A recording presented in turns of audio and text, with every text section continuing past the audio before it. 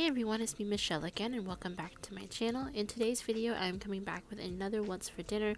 This time I am doing up 4 different recipes. I was watching my niece and nephew this week, so I chose ones that were going to be more popular with kids and that were also pretty cheap to feed a crowd. Starting off, I'm going to be using these better cheddar sausages and also a thing of crescent rolls, and I'm going to be making some pigs in a blanket. I'm just taking those sausages after I spray down my pan, of course, so that those rolls don't stick, and wrapping them up, and I'm just going to do this to the whole entire package.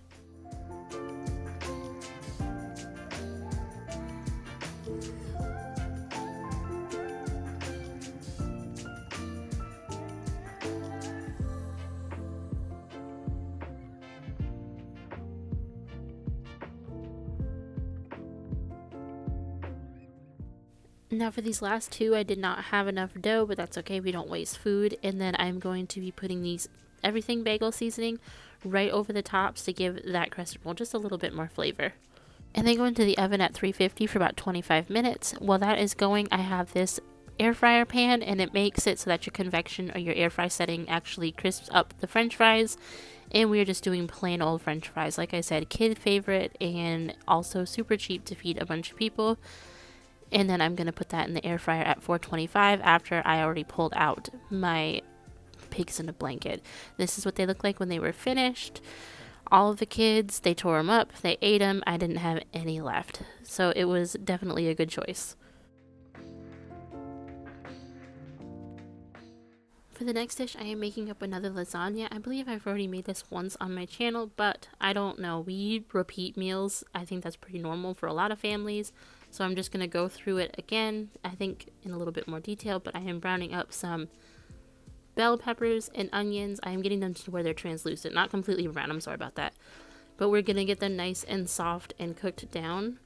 While those are cooking down in a bowl, I'm going to take some ricotta cheese and put that in there with some Italian seasoning, 2 tablespoons, and some garlic powder and a bunch of minced garlic. Then I'm using accent. Now, I know that spice is a little controversial because it's got the MSG, but honestly it's got less salt, which is kind of a benefit for me. And I also put in 1 egg, and I'm going to stir that up and make it nice and creamy.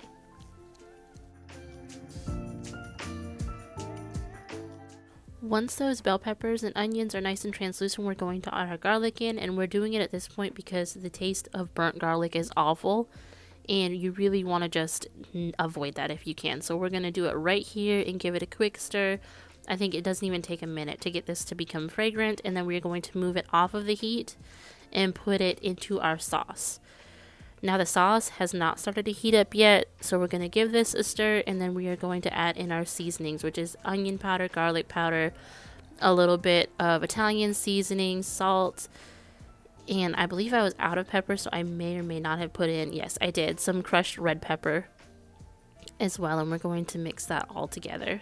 And the last tablespoon that I put in was just some white sugar, and that is to take away that bitterness. It's either 1 or 2 tablespoons, it depends on how sweet you like your sauce. Then I am making this Italian sausage and then 2 pounds of ground beef, and I'm going to get them browned up in this pan.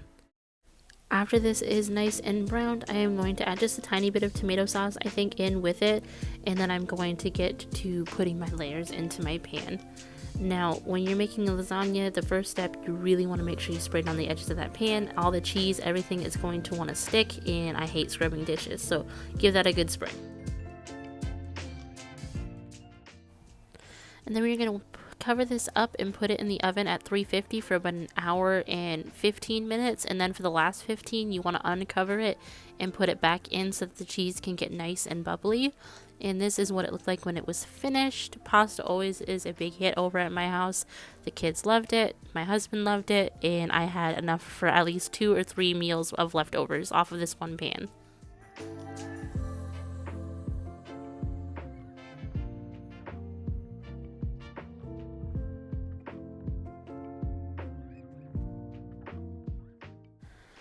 Coming up next, we have Frito Pie, and this is starting with browning up 3 pounds of ground meat, and I was just using up what I had. I had 2 tacos and 1 chili.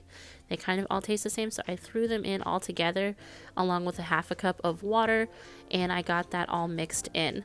Now that would be a lot if I was just using it for that chili, but I mixed all this in and then I took about half of the meat out and I reserved it because I'm going to be making enchiladas the next day, and it's like all the same base flavor, so it's going to be fine. And I actually saved myself some time for tomorrow.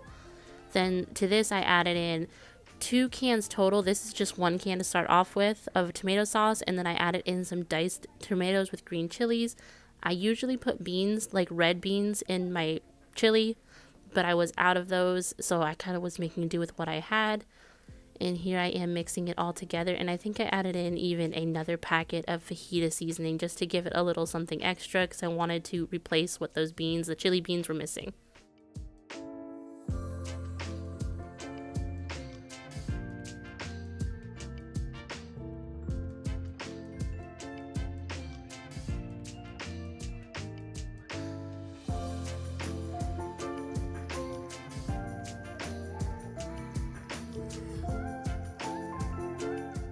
Now for Frito pie, it is super simple. You just start off with some corn chips and you're going to put that in the bottom of your bowl.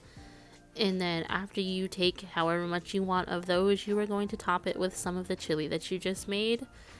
And then you can put on cheese, sour cream, whatever you would normally top your chili with. You just go ahead and you load it up with whatever it is that you like. I just did cheese and sour cream, but you could do avocado, all kind of other stuff.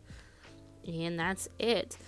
Kids tear this stuff up. I don't know what it is about it, but like my kids won't eat chili, but they'll eat Frito pie. It just doesn't make sense.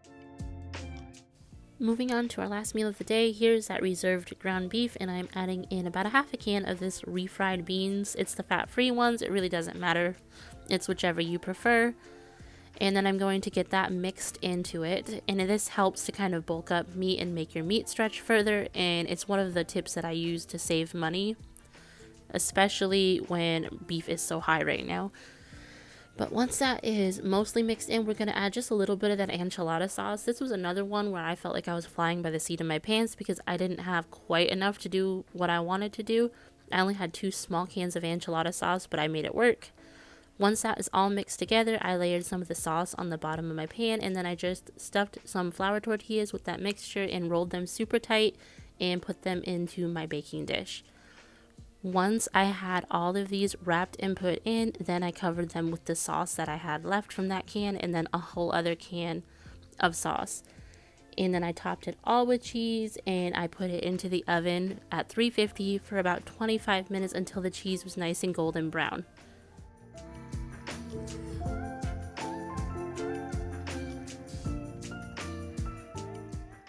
And this is what they looked like when they were finished. They were delicious. Everybody in my family ate it, and the whole entire pan went. So it was good, and I saved some time by browning that meat up the day before. And that is all for today. Thank you so much for watching, and if these are the kind of videos you like to see and you want to see some again, just let me know in the comments, and I will see you in the next one. Bye!